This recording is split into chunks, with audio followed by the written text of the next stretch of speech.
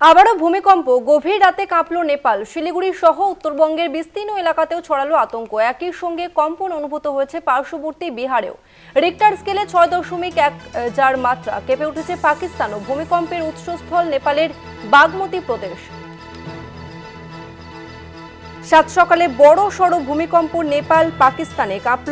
কাঁপল দার্জিলিং এবং শিলিগুড়িও।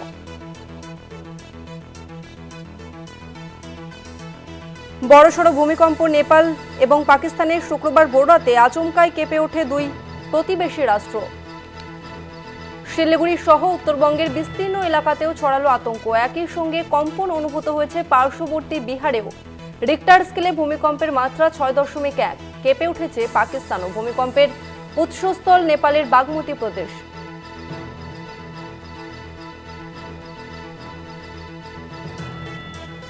বড়সড় ভূমিকম্প নেপাল এবং পাকিস্তানের শুক্রবার ভোররাতে আচমকায় কেঁপে ওঠে দুই প্রতিবেশী রাষ্ট্র এবং তার প্রভাব পড়েছে ভারতের একাধিক এলাকাতে।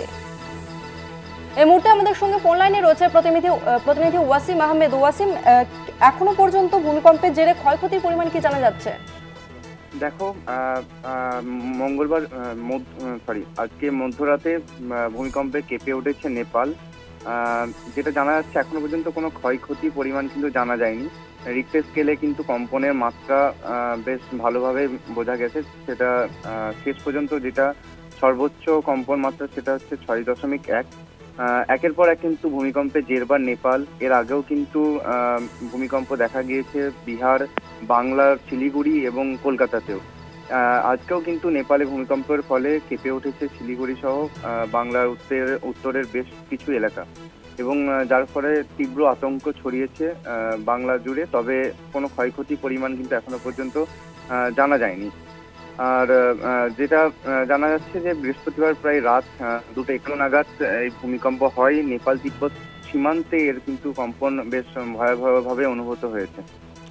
ধন্যবাদ তোমাকে ওয়াসিম। আমরা কথা বললাম প্রতিনিধি ওয়াসিম আহমেদের সঙ্গে। আরো একবার জানিয়ে রাখবো, বড় সড় ভূমিকম্প নেপাল এবং পাকিস্তানের শুক্রবার ভোররাতে আচমকায় কেঁপে ওঠে দুই প্রতিবেশী রাষ্ট্র এবং তার প্রভাব পড়েছে ভারতের একাধিক এলাকাতে। জানা গিয়েছে দার্জিলিং, শিলিগুড়ি, পাটনার মতো বেশ কয়েকটি শহরে এই কম্পন অনুভূত হয়েছে। তবে এখনো পর্যন্ত ভূমিকম্পের জেরে ক্ষয়ক্ষতির খবর মেলেনি।